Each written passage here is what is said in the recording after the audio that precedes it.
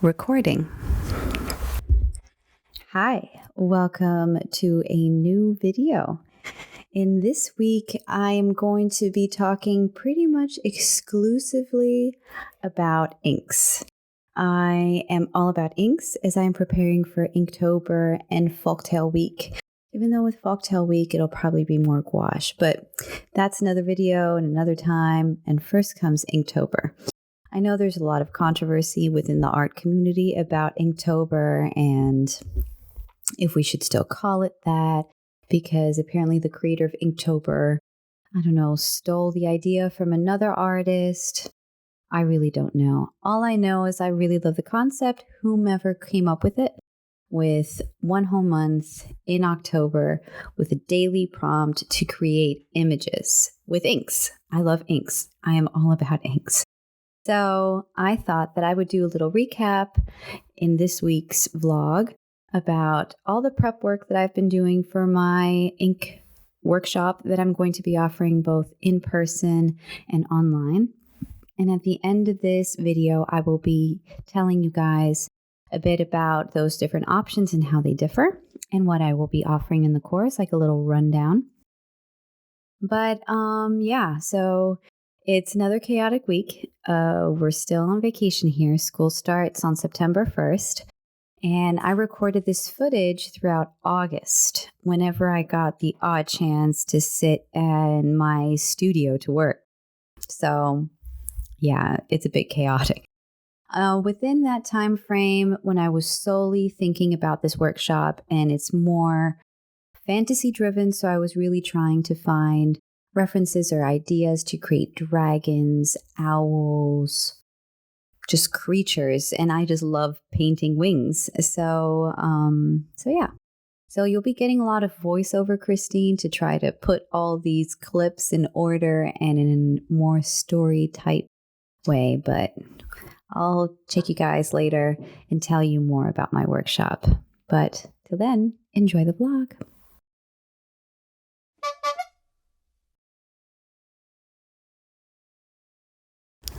Hello, everyone. So welcome to Voiceover Christine. I started out trying out these art graph blocks, as you saw in my previous video, and I created a little, oh my God, I'm so tired. I think I need coffee.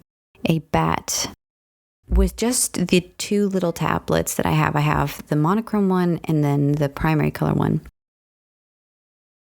And I created this bat. I was really fascinated with how it turned out. I was doing it on TikTok Live. I do TikTok Lives a lot. And then I continued on and I decided to see what would happen if I were layering colors. And so I created a gargoyle. I always find my reference pictures on Pinterest, and I wanted a front-facing gargoyle. I was very happy with the very angry expression. There's a lot of shading and detail in it, so I thought it was the perfect thing to do. And then, I did it because I knew it would just be a very quick little tester. Because in the workshop, we are going to be layering colors to create different effects, like a multiplying effect, if anyone out there does digital art. And then we're also going to be mixing colors to see the different contrasts and the different tonalities and the different effects that you get by one layering the colors and with the other by mixing the colors or working wet on wet or mixing them on the page. It creates different things. As here with the bat, I was mixing colors. I was doing wet on wet to create different tonalities. While later on with the gargoyle that you'll be seeing coming up, I do first the light layer, then mid-tone, then a dark. So first I started with the yellow, then the red, and then the blue. And then I think I added some black, but I think very little because I mainly wanted to stick with the primary colors. I did notice, as I believe I said in my last video, that when making orange, it's more of like a mustardy dirty orange. It's not a very vibrant orange. Orange can be difficult to make, especially depending on which yellow and which red you're using to create it. Here I had a magenta, so that also affects how you create the orange. Either way, I still really love these, and I think they're perfect. They're pure pigment blocks. I mean, that's all it is. It's pigment squished into a block, and I think they're just wonderful. I have not taken them out, like going out to a location to paint. I should definitely try them, but I think they would be absolutely wonderful. Even if you only want to do like grayscale studies of things, having the one set of the monochrome with the graphite is a great set as well if you don't want to go for the color one. I know that they also have browns. I know they have like a sepia, and then there's a different brown that I believe they have, and I think that's all the colors that they have. It would be interesting to see if they come up with different color blocks. I would be very interested in trying them out. But so far with these two studies that I've done with these art graph Taylor blocks are called, I have absolutely loved them. I completely recommend them. It's a great company. I believe it's a smaller company, and it's a Portuguese company. And I think they're great. What I have been doing, since they have a very opaque property to them, if you use them with just a small amount of water, I have used them on top of my ink drawings to add more vibrancy, especially with yellow. If I'm using something that's blue or just a darker tone, if I'm going to use a yellow ink, you're not going to see it. However, with these Taylor blocks, when I use the yellow, it's there. It's like a gouache. It's amazing. So I do that. And I also use the white as a white gouache. I do use those two with the inks. But I have not been using any other materials when creating these ink drawings because I only solely wanted to use ink. I want to create like a little ink zine. Spoiler alert. For people to either they can download it as like an e-zine. That sounds funny. An e-zine. Or to buy when they're here, or they could just like look through it because I'm a very visual person, obviously. So if I have some references to look at and be like, oh yeah, this artist did this here, or in order to get this effect, oh, they layered that, or they use this brushstroke, or they use this material in this way. And okay, sure, I have a very trained eye and I pay attention to the detail, but being in that workshop, either online or in person, I would be able to go through the zine with you and explain it. So here I'm creating the different images for that zine, and I'm still not done. So now I'm going to speed up this section. You're going to see me now painting the gargoyle, and then I'm going to come back on here and talk a bit about the acrylic inks that I use.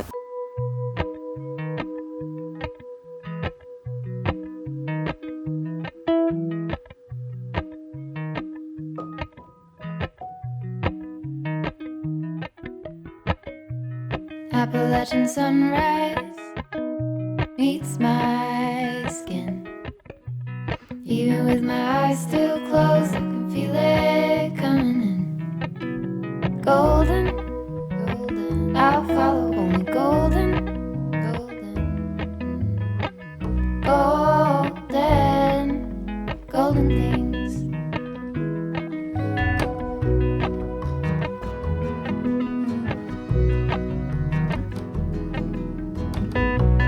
Mountain laurel high fives for miles in spring. Rainbow trout and a hummingbird wing. Golden, I'll follow only golden. Golden, golden things. Gold hair, gold rings, gold leaves, gold anything, golden, I'll follow only golden, golden.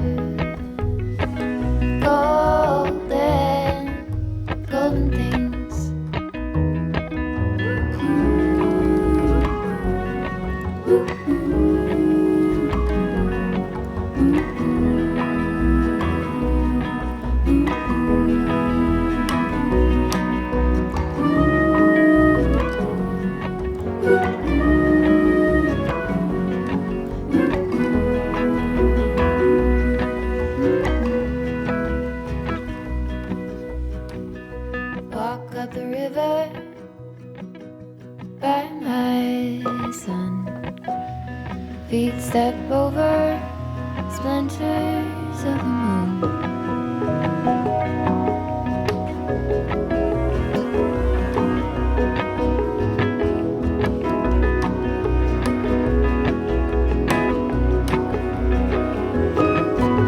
Golden, I follow only golden, golden things.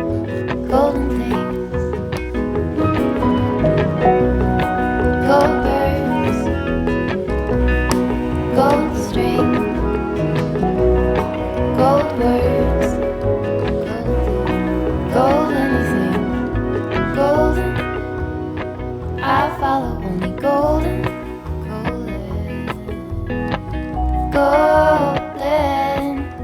golden things.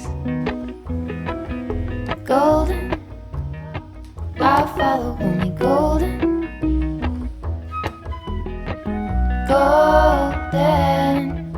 golden things. It's a new day in the studio, and I had just recorded a small little promo video for my ink workshop. And I decided that I needed to add more illustrations, more versions of how I use ink and different type of inks for this little zine that I'm creating. I had only been using to that point the Sennelier shellac inks and also the just regular inks that I have, the Robert Oster inks, the Herbin ink, the Ecoline watercolors, even though they act more like inks than watercolors. And so I decided that I was going to see what happened when I mixed acrylic inks, my beloved Sennelier acrylic inks that are so potent and powerful. Some Ecoline. Right now I'm using yellow. I think it's lemon I think it's lemon yellow. And I wanted to see how they interacted and how would be the best way to overlay them or just to play around with them.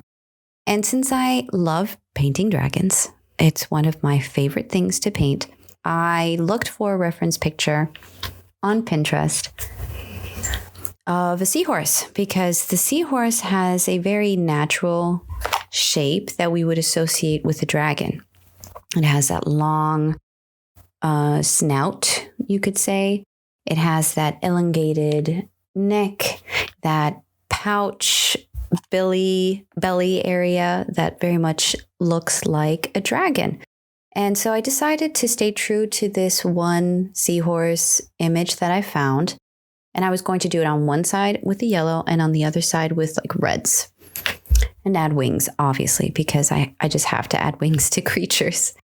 And so I first started with the watercolor inks. Then I continued on with the Sennelier inks. And then I added the vibrant, beautiful, deep acrylic inks. I love these. I absolutely love these. I could go on and on and on about them. I believe I've been using them for about a year. I was very reluctant to get into acrylic inks. I didn't really know what I was going to get into, what was the whole shebang about. But they're amazing. They're absolutely beautiful. I can't speak of all brands.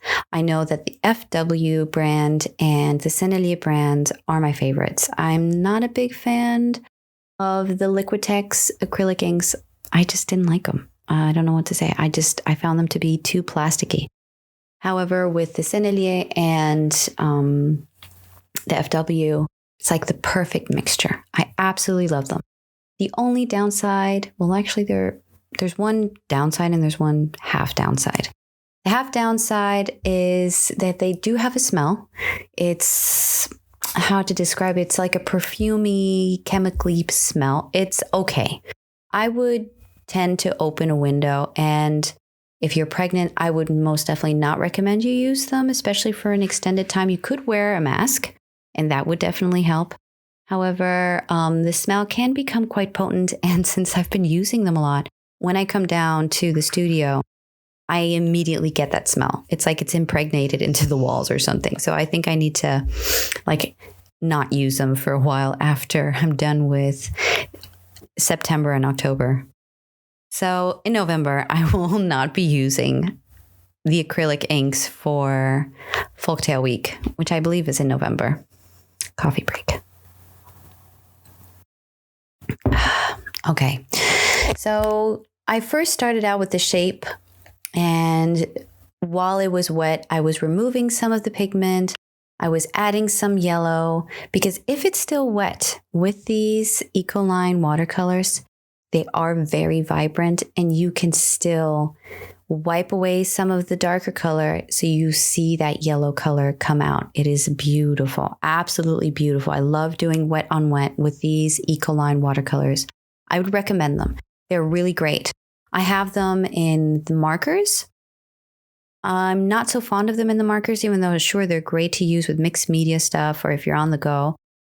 But I love the little containers with the refills. I just, put some down on the page, or I'll just put some down on my ceramic plate there that I always use as a palette and go from there. So I was kind of doing like a mirror image. So whatever I was doing in one color, I would do with a different color. And then add the same details and the same color as the base of the first one, if that made any sense. Hopefully it did. But here I'm starting to add some of the shellac ink while I'm jamming to, I don't know if it's Snoop Dogg or Dr. Dre or Eminem. I was listening to rap, I know, there because of what I'm singing to. So I'm going to speed this up so you can kind of see the whole process of how I'm painting with these inks and then adding the acrylic ink.